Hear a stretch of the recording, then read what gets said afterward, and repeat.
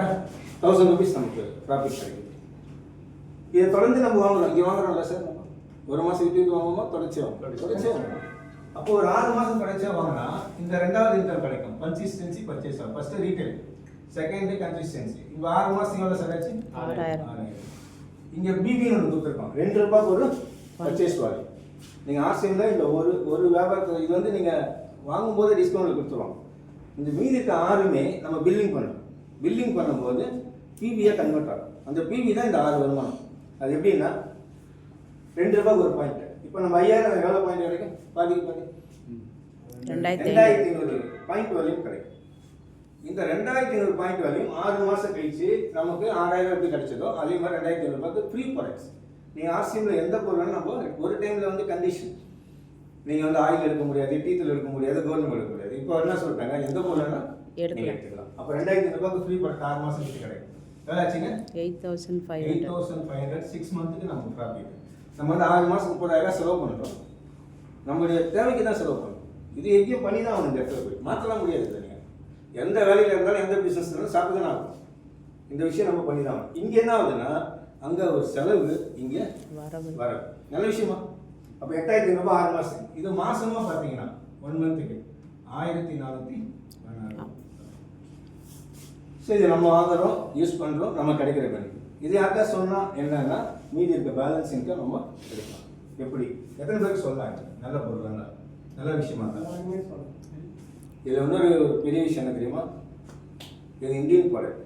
நேற்று கூட prime minister எங்கேயோ பேசும்போது சொல்லியிருக்கேன், இந்திய வல்லரசு ஆகும்னு சொல்லி நேற்று முன்னாள் பேசும்போது சொல்லியிருக்கேன். ஒரு பார்ட் ஆஃப் நம்ம நாட்டுக்கு நம்ம ஒரு சேவை மாதிரி இதை பண்ணுறோம். நம்ம இந்த பொருளை வாங்குறதுனால எவ்வளோ பெரிய விஷயம் தெரியுமா? நீங்கள் மார்க்கெட்டில் போனீங்கன்னா 80% ப்ராடக்ட் வெளிநாட்டு பொருள். நீங்கள் கோல்கேட் போனீங்கன்னா எந்த நாட்டு பொருள் தெரியுமா? அது ப்ராக்டர் அண்ட் கேம்பிள் ப்ராடக்டா இல்லை இது நினைக்கிறேன் இந்துஸ்தான் லீவர் இல்லைங்களா? US product. அதே மாதிரி வந்து பார்த்தீங்கன்னா நீங்கள் எந்த ஒரு பொருள் மார்க்கெட்டில் போய் நீங்கள் இப்போ கீழே எடுத்து போய் பாருங்கள். நம்ம எங்கேயும் போகலாம், டெமோக்கு கீழே போகிறோம். கிட்டத்தட்ட 80% 90% ப்ராடக்ட் மார்க்கெட் ப்ராடக்ட் பார்த்தீங்கன்னா வெளிநாடு தான். அதனால தான் வந்து ஒரு ஃப்ரெண்டு பேசும்போது சொன்னார், ஜெர்மனில் ரோடு சூப்பராக இருக்குது, யூகேல ரோடு சூப்பராக இருக்குது, யூஎஸில் ரோடு சூப்பராக இருக்குன்னா நம்மளோட பணம் தான் அங்கே சூப்பராக இருக்குது. ஏன்னா விற்கிற பொருளெல்லாம் அமெரிக்காவும் யூகேவும் ஜெர்மனும் இவங்க தான். இவங்க பொருள் தான் இந்தியாவில் அதிகமாக இருக்காங்க. அதான் அவங்க வல்லரசாக இருக்காங்க. எப்போ நம்ம இந்த பொருளை மாற்றணுமோ அப்போ நாடு வல்லரசாக மாறிடும்னா அவர் சொன்னார் ஒரு மீட்டிங்கில்.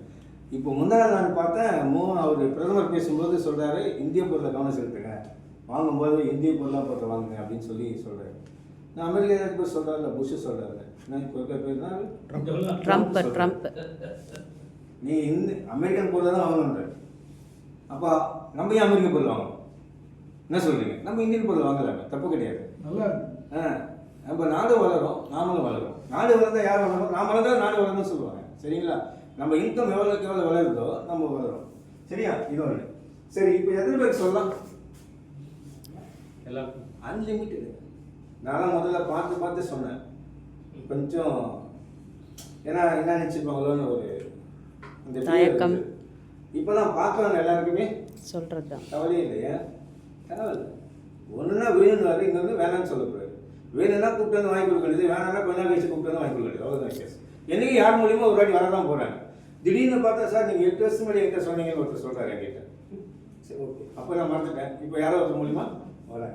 அப்போ 4 பேருக்கு எக்ஸாம்பிள் ஒரு மாடல் பிளான் பிரகாரம் இதுதான் நம்மளோட ஐடி நம்பர். இது என்னோட ஐடி 31419014. இப்போ நம்ம ஒரு ஐடி நம்பர் வந்துடும். இந்த ஐடி நம்பர் எதுக்குன்னா நம்ம பண்ணுற வால்யூம்க்கு நமக்கு இன்சென்டிவ். இந்த 6 விதமான வருமானம் நமக்கு எங்கே வரும்? பேங்க்கில் தான் வரும். எப்படி வரும்? இப்போ 4 பேர் பொருள் வாங்குவாங்க அவங்க வீட்டுக்கு. எவ்வளோக்கு வாங்குவாங்க? அவங்களும் ஒரு 5000 வாங்குறத வச்சுப்போம். எக்ஸாம்பிள் எவ்வளோக்கு வேணால் வாங்கலாம். நம்ம யாரையும் விற்கவே சொல்லலை, சேல்ஸ் பண்ண சொல்லலை, அவங்க வீட்டுக்கு தான் அவங்க சொல்கிறோம். எக்ஸாம்பிள் இவங்க 5000 பெனிஃபிட் 1416 எல்லாருக்குமே கிடைக்கும். நமக்கு என்ன கிடைச்சதோ அதே லாபம் யூஸ் பண்ணுறவங்க. இப்போ இந்த பிஸ்னஸ் பார்ட்னராக நம்ம நினைச்சிருக்கோம். இந்த நடந்த பிஸ்னஸ் யாருக்கு சொந்தம்னா நமக்கும் சொந்தம். நம்ம தானே கொடுத்தோம். இந்த 4 பேர் எக்ஸ்பிளைன் பண்ணியிருக்கோம். இப்படி ஒரு விஷயம் இருக்குது, இப்படி ஒன்று இருக்குது, நம்ம எக்ஸ்பிளைன் பண்ணியிருக்கோம். இந்த 4 பேரோட 5000 யாருக்கு செய்கிறோம்? யாருக்கு கூப்பிட்டு வந்தோமோ உங்களுக்கு சேரும். இப்போ 4 எக்ஸாம்பிள் நம்ம ஒருத்தர் 5 பேர் 5000 வேலை சார் 25,000 ரூபாய் டவுன் ஓவர் யாருக்கு சேரும்? நமக்கு சேரும். எவ்வளோ பிவி இருக்கு? 12,000 பிவி. இந்த 12,000 பிவிக்கு 4%. இங்கே பார்த்தீங்கன்னா 2% to 22%. இதில் ஒரு லெவல் இருக்குது. அந்த ஒரு லெவல் பார்த்தீங்கன்னா 4%. 562 ரூபாய் நமக்கு ஷேர் ஆகும். நான் 2017 ஜாயின் பண்ணி ஒரு மாதம் ஃபுல்லாக ஒர்க் பண்ணி 465 வந்தது. 465 வந்தால் ஒரு மாதம் ஃபுல்லாக வேலை செஞ்சு என்ன சொல்லுவாங்க வீட்டில்? நான் ஒரு சைபர் ஆட் பண்ணி சொன்னேன் 4,550 வந்துச்சு. சும்மா சொல்ல வேண்டியது என்ன சொன்னாங்கன்னா அவங்க வந்து அப்போ கூட அது பெரிய பணமாக அவங்க யோசிக்க மாட்டாங்க. ஏன்னா இன்றைக்கெல்லாம் வந்து பார்த்தீங்கன்னா பணம் நிறைய தேவைப்படுது. ஆனால் இந்த 522 ரூபா வந்தோடனே நம்ம எல்லாருக்கும் இந்த வேலை பெரிய வேலை ஆக்சுவலி பார்த்தா முதல்ல இந்த 4 பேர் கூப்பிட்டு வந்து புரிய வைக்கிறதுனா கூட வந்தோடனே பத்மநாப சார் சொன்னார் 5 பேரை நேற்றுலேருந்து ஃபாலோ பண்ணுறேன் 10 வரல அப்படின்னு சொன்னார். இது உங்களுக்கு மட்டும் இல்லை சார், நின்று பேசிட்டு எனக்கும் அந்த பிரச்சனை இருக்கு. எனக்கு நான் ஒரு நாள் 8 வருஷம் கழிச்சு ஒருத்தர் கூப்பிட்டுருந்தேன். பார்த்தீங்களா 8 வருஷமாக கூப்பிட்றேன். போன 2 வாரத்துக்கு முன்னாடி வந்தாங்க வரமா. அதே ஒரு 5 வருஷமாக ஒருத்தர் மெசேஜ் அனுப்பிச்சேன். அவர் என்ன ஃபோன் பண்ணி கேட்குறாரு இன்னைக்கு ஒரு மெசேஜ் அனுப்பிச்சிங்களே மீட்டிங் மெசேஜ் இருந்தாரு. 5 வருஷமாக அனுப்பிச்சிருந்தாரு. இதெல்லாம் வந்து ஹாப்பி, நீங்கள் ஹாப்பியாக பண்ணணும், சந்தோஷமாக பண்ணுங்க. ஸோ அப்போ இதெல்லாம் வந்து நடக்கும். வரணுவாங்க வரமாட்டாங்க எல்லாம் நடக்கும். இதெல்லாம் வந்து சகஜம். எந்த பிஸ்னஸில் இல்லை. ஒரு சூப்பர் மார்க்கெட் போனீங்கன்னா வரவங்க அத்தனை பேர் வாங்குறது இல்லை. வாங்குறாங்க சார், வருவாங்க. அந்த கெல்லால் உட்காந்துருக்கு பார்த்தீங்கன்னா அவ்வளோ ஹாப்பியாக இருக்கும் கூட்டத்தை பார்த்துட்டு. ஆனால் வாங்கணும் பார்த்தீங்கன்னா 20% தான் வாங்கியிருப்பாங்க. நீங்கள் போய் செக் பண்ணி பாருங்க. ஒரு குழந்தையோட நிற்கிறாருங்க. ஏதோ வேணுமா சார்? இல்லை சார், குழந்தைக்கு ஏசி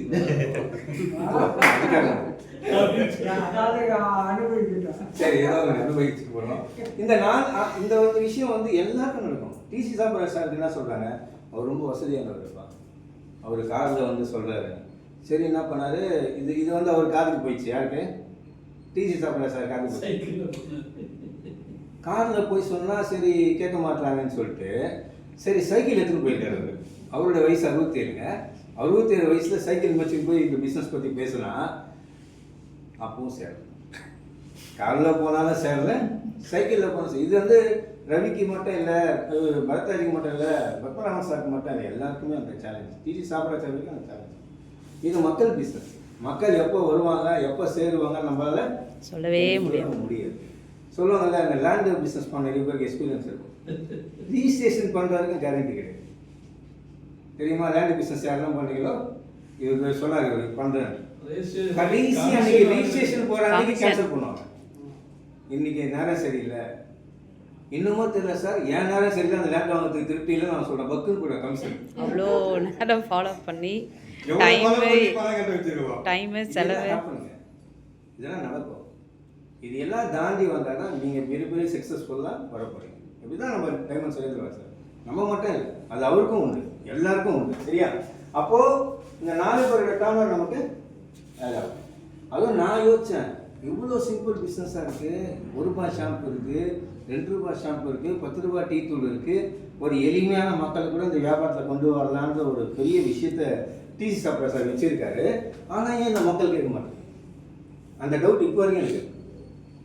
அது வரவங்க எல்லாம் வந்து அதை சொல்லுவாங்க. அதாவது வந்து மீட்டிங் வந்தவங்களாம் ஜெயிச்சாங்களான்னு சொல்ல முடியாது. ஆனால் மீட்டிங் வராதவங்க ஜெயிச்சதா சரித்திரமே இல்லைன்னு சொல்லுவாங்க. அப்புறம் என்ன இருக்கும்? மீட்டிங் வந்தவங்களாம் ஜெயிச்சாங்களான்னு சொல்ல முடியாது. அந்த மீட்டிங் வந்தவங்க தான் ஜெயிச்சாங்கன்றது இன்டைரக்டாக மறைமுகமானதா. அப்போ இந்த பிஸ்னஸ் வந்து ஒருத்தரை பயன்படுத்துறது கூட இந்த மீட்டிங் தேவைப்படும். ஒருத்தர் யூஸ் பண்ண வைக்கிறது கூட இன்னைக்கு யாராவது ஒருத்தர் பேசுகிற ஒரு விஷயம் அன்றைக்கி நம்ம வீடியோவில் போட்டோம். இங்கே ஒரு பெரியவர் சென்னை சாரோட நண்பர் வந்து போட்டோம். 25 வருஷம் 50 வருஷமாக அவருக்கு டயபெட்டிக். நான் வந்து ஒரு 4-5 முறை சொன்னேன், வாங்கி சாப்பிடுங்க சீக்கிரம் குறையணும். அந்த வீடியோ பார்த்தோன்னே அந்த மது சனிமே காலியாக போச்சு. எங்கே கீழே எல்லாம் தூக்கி போயிட்டாங்க. அந்த மது சனியத்தை 15 மீட்டிங் முடிச்சோன்னு எடுத்து போயிட்டாங்க. அப்போ நம்ம சொல்கிறத விட அது வந்து அந்த வீடியோ பார்த்தோன்னா நம்ம நம்பி போய் வாங்க. அந்த மாதிரி தான் மீட்டிங்கோட இம்பார்ட்டன்ஸ் வந்து நம்மளால ரெண்டாவது சார், அந்த மது சாணியான்னு பேர் வந்து பார்த்தீங்களா, அந்த மது சாப்பிட்றது பற்றி இந்த மது சாப்பிட்றது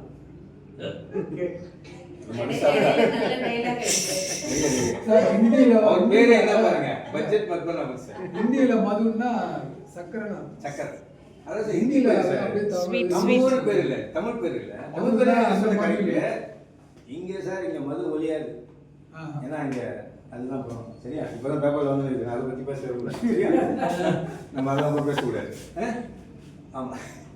இது என்னன்னா இன்னொரு விஷயம் நம்ம பார்க்க வேண்டியது என்னன்னா, இப்போ ஒரு நியூ ப்ராடக்ட் கம்பெனி லான்ச் பண்ணுறோம். நிறைய பேர் கேட்டுக்கணும், எனக்கு அரிசி வேணும், அரிசி போஹா, அரிசி வேணும், அப்புறம் அவல் அவல் அவல் அவல் அவல், ஆரஞ்சு பிஸ்கட், நாட்டு அது வந்துருக்கா? கேட்குறாங்க. நீ கேட்குறீங்களா மேடம்? நியூ நீ லான்ச். கேட்டீங்க வீடியோவில் போய் டீ சாப்பிட்ற சார் பார்த்துட்டு அங்கே பின்னாடி வீடியோ பார்த்து நீங்கள் கேட்குறது டீ சாப்பிட்ற சார் தெரியும்னு சொல்கிறேன்.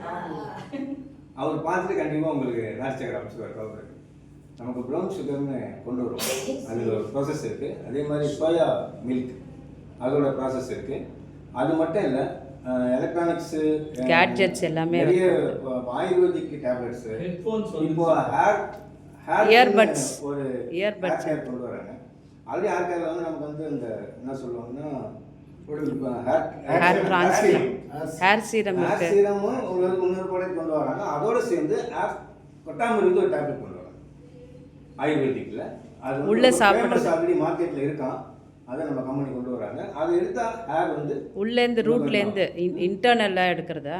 ஆமாம், இன்டர்னல் சாப்பிட்றது டேப்லெட்ஸ் அதையும் கொண்டு வராங்க. இது வந்து இது ஒரு செட்டு வருது. இது மட்டும் இல்லை, நிறைய ப்ராடக்ட் ப்ராசஸ் இருக்குது, எல்லாமே வரும். ஏன்னா தமிழ்நாட்டை பொறுத்த வரைக்கும் எனக்கு பச்சரிசி இருந்தாலும் புனலேசினா பரவாயில்ல, எனக்கு கொடுங்கன்னு சொல்லி கேட்டதால கம்பெனி வந்து லான்ச் பண்ணிட்டாங்க. நமக்கு நெக்ஸ்ட் மந்த்து ஜூன் 15 மேலே எல்லாருக்குமே அது அரிசி வருது. அரிசி வந்து நிறைய பேர் நீங்கள் வாங்கிக்கலாம். சரியா? நம்ம நிறைய ப்ராடக்ட் கொண்டு வர போகிறாங்க. இது மட்டும் இல்லை, நிறைய ப்ராடக்ட் வரும்.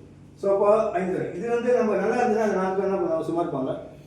அவங்க 4 பேருக்கு பல சொல்லுவாங்க. பேருக்கு சொல்லுவாங்க. நான் டைரெக்டாகவே இந்த பர்சன்டேஜ் போகிறேன் 22. ஒரு 200 பேர் வந்தாங்கன்னு வச்சுங்க. ஆக்டிவா ஏன் சார்?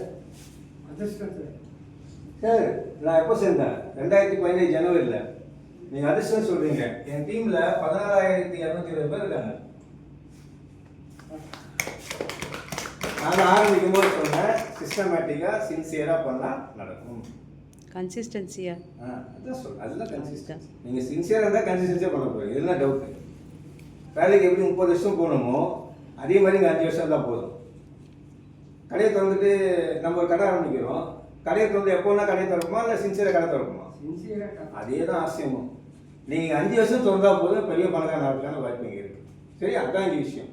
வெளியில் வந்து நீங்கள் 30 வருஷம் சின்சியராக வேலை செஞ்சாலும் வெளியே வரும்போது நத்திங். 30 வருஷம் ஒரு இடத்துல வேலை பார்க்குறோம், வெளியே வந்து என்ன சார் கிடைக்கும்? கவர்மெண்ட்டை விட்டுருங்க.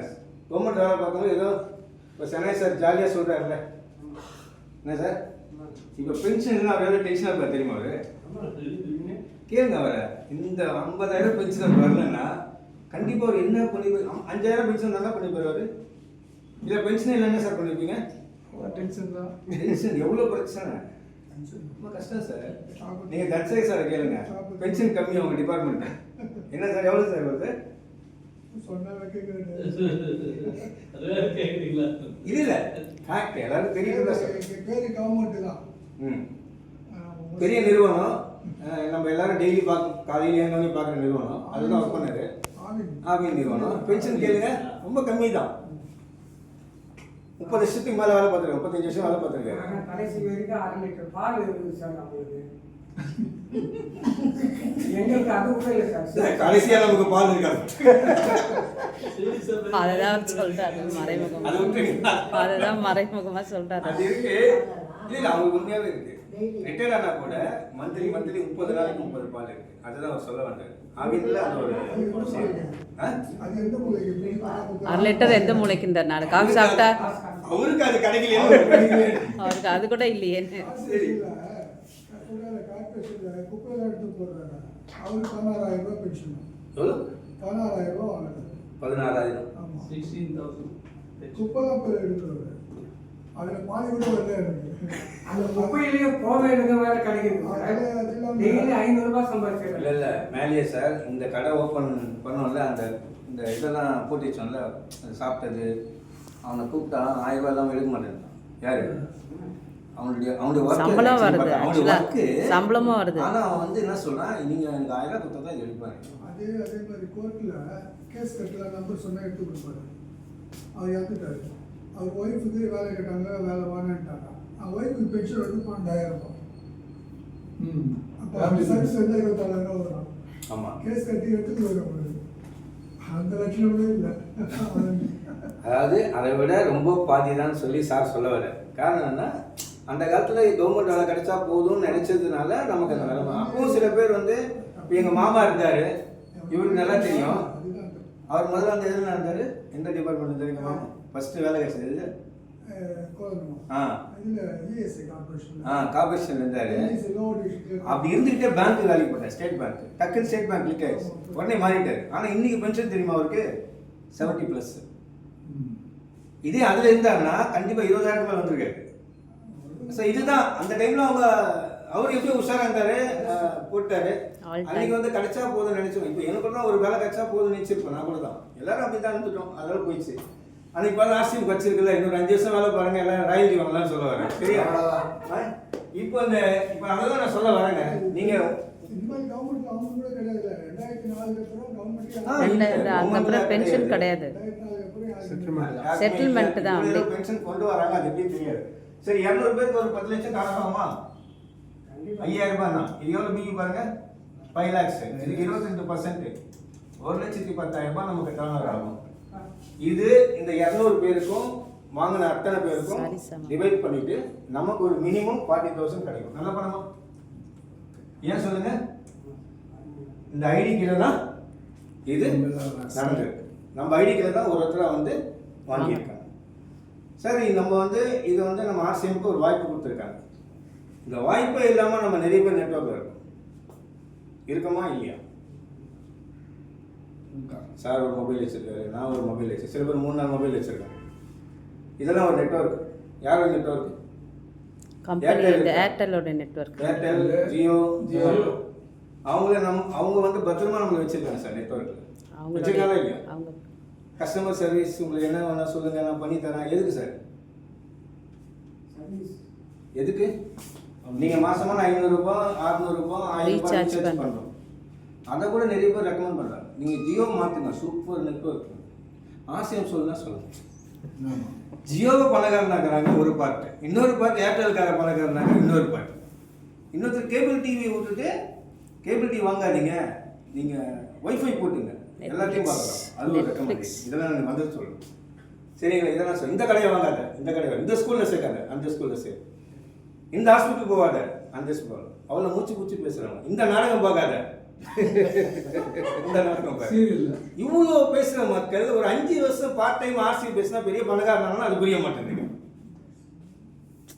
கன்சிஸ்டன்சி இதுலையும் நாடகம் எப்படி அங்கே ஒரு நாடகம் எனக்கு தெரியும், சந்திரலேகான்னு ஒரு நாடகம்.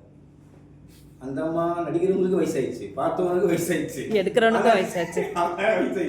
ஆனால் எடுத்தவனும் பணக்காரன், அதை நடித்தவனும் பணக்காரன், பார்த்தவனும் பாவம் ஏழை, பரம ஏழை ஆயிட்டான். அதுதான். இங்கே ஒரு 5 வருஷம் கான்சன்ட்ரேஷன் பண்ணுங்க, என்ன கிடைக்கும்ன்றதை நான் சொல்லி முடிச்சிடறேன். இப்போ 40,000 நல்லா பண்ணணுமா சார்? பொருளை வாங்குறோம், நல்லா இருக்கு, ஒருத்தர் வேணும்னாரு வேணாம் கவலைப்படாதீங்க, மாற்றி மாற்றி சொல்லிகிட்டே இருங்க. ஒரு நாள் அவங்க வருவாங்க, கண்டிப்பாக வருவாங்க. யாருமே கூப்பிட்டோன்னே வரல. இப்போ நம்ம கூப்பிட்டோன்னே வந்துட்டா ஏன் வாங்க வாங்கன்னு அவங்க வந்துடுவாங்க.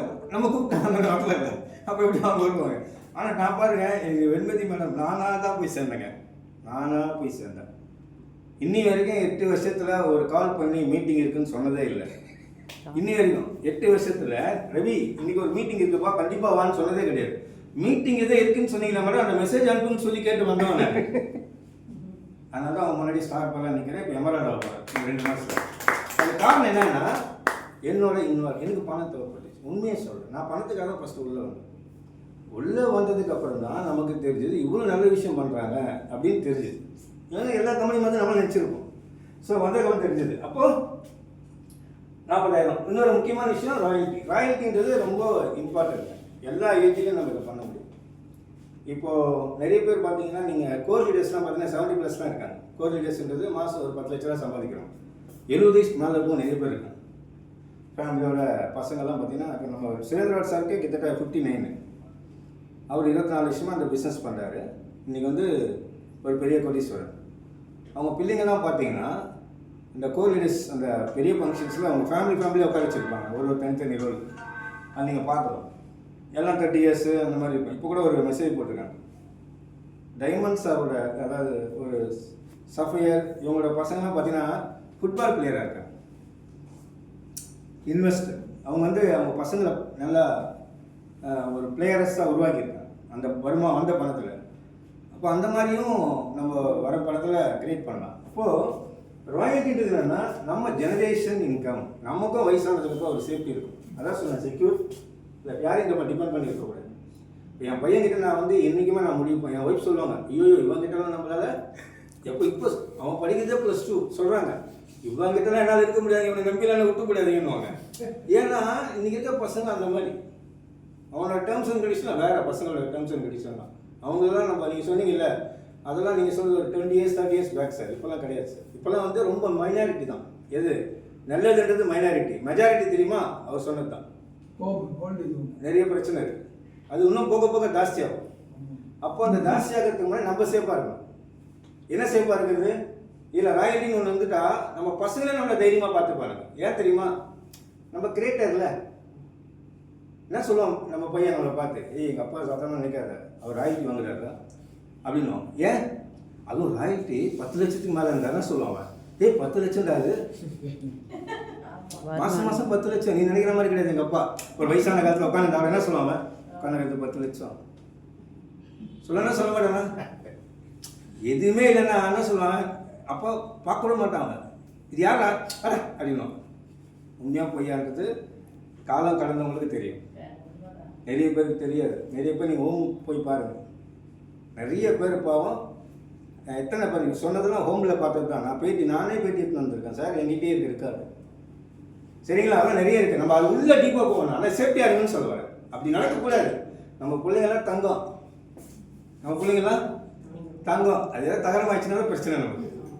அதனால் தங்கமாக இருக்கிறதுக்கு நம்ம தங்கம் தான், இல்லைன்னு சொல்லலை. அது தகரமாகிறதுக்கு நீங்கள் ஒரு படத்தில் சிவாஜி ஒரு படத்தில் என்ன சொல்லுவார், பேர் இட்டு கூப்பிட்டார் பையன் திரும்பி பார்க்க மாட்டான் சார். என்னன்னு கேட்டால் நேற்றுலேருந்து வேலை போயிடுச்சு, உள்ளே நான் பார்க்கணும். நம்ம சிவாஜி படத்துலேயே காமிச்சிருக்கான். ஃபேக்ட்ரி இப்போ இல்லை, 40 years பேக். அப்போ இப்போலாம் ரொம்ப கண்டிஷன் வந்து ரொம்ப ரொம்ப இதுவாக இருக்குங்க சார். நம்ம வந்து ஒரு வீட்டுக்கு போகும்போது தான், நான் நிறைய வீட்டுக்கு போயிருக்கேன். ஏன்னா இந்த பிஸ்னஸில் 20,000 வீட்டுக்கு போயிருப்பேன்.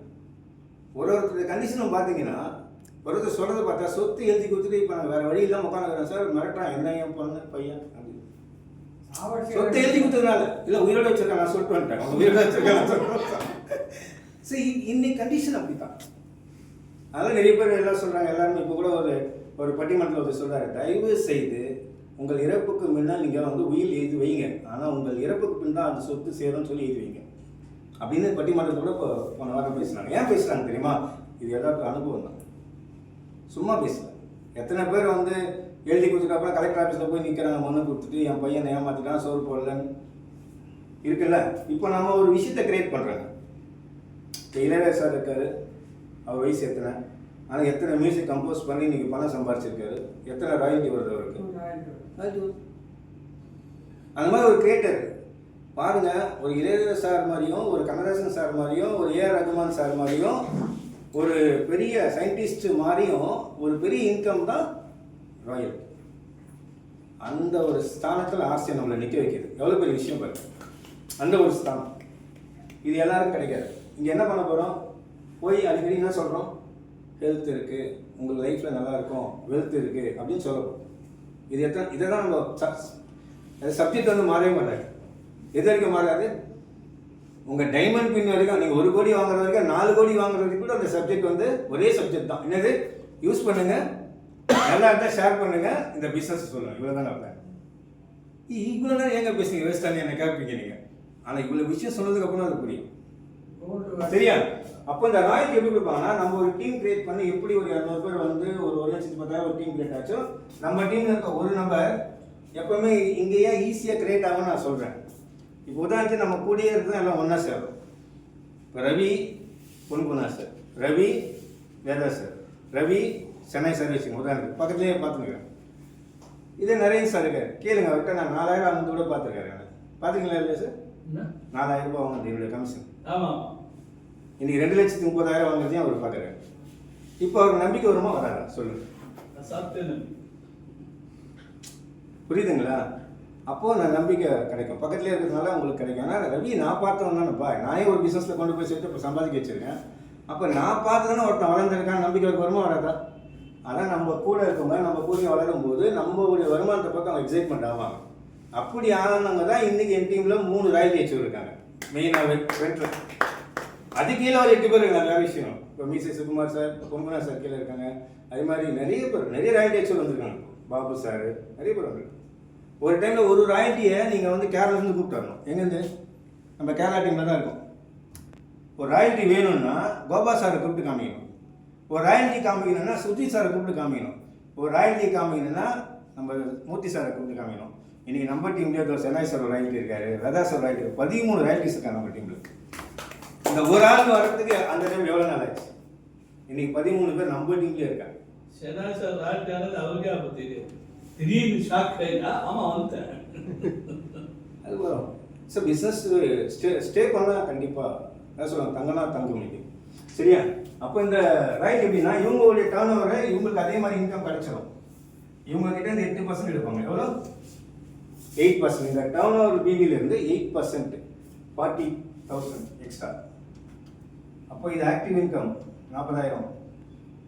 இது பேசிவ் இன்கம். அதை சொல்லுவாங்க, நிறைய லீடர்ஸ் பேஸ் பண்ணால் சொல்கிறாங்க, இந்த மாதிரி ஒரு பில்டிங் இருக்குன்னு வச்சுங்க, இதுக்கு கூட பேசிவ் இன்கம் இருக்கா? இந்த பில்டிங் இருக்குது, ஒரு 50 வருஷம் 100 வருஷம் வரைக்கும் அந்த பில்டிங் இருந்துச்சுன்னா அதுக்கு வருமானம் ஒரு நல்லா வரும். அதான் பேசிவ் இன்கம். இதோட 7 கோடி அந்த பில்டிங்கோட ஒர்த்து. வாடகை எவ்வளோ தெரியுமா? 1 லட்சம் தான். ஆனால் ஸ்டாண்டர்ட் இன்கம். ஆனால் 7 கோடி இன்வெஸ்ட்மெண்ட் பண்ணிட்டு 1 லட்சம் வாங்கலாம், இல்லை ஜீரோ முதலீடு பண்ணி இங்கே 1 லட்சம் சம்பளம். எது நல்லது? 7 கோடி தான் நீங்கள் இந்த மாதிரி பண்ணிடலாம், ஈஸி.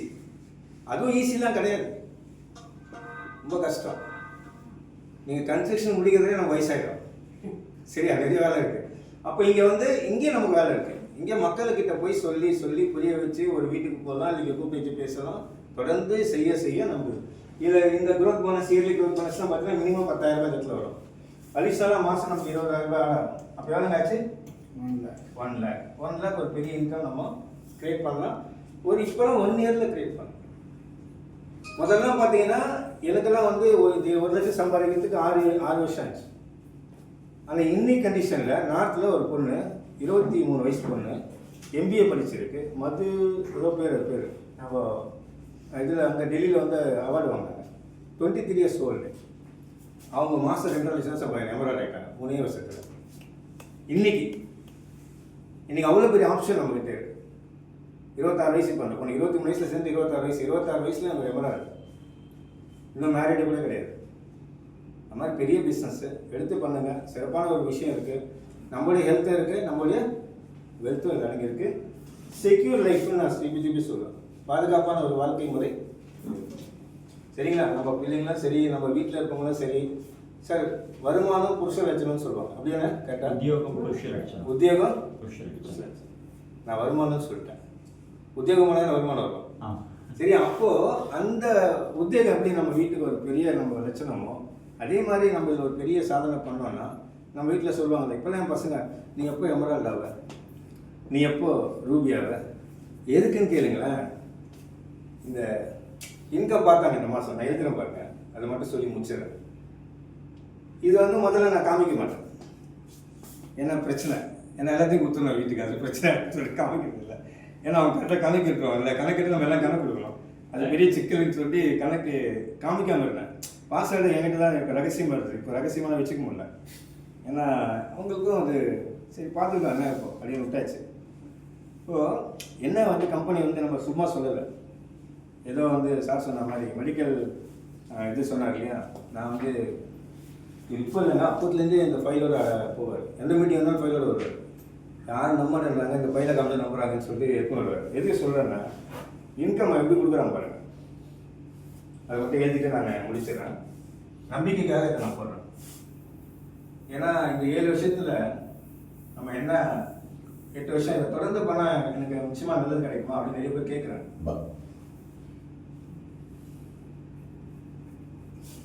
இது கொஞ்சம் பொறுமையாக தான் பண்ணணும். சில பேர் வந்து அவசரப்பட்டுறாங்க, பொறுமையாக தான் பண்ணணும். பொறுமையாக பண்ணால் லாபம்.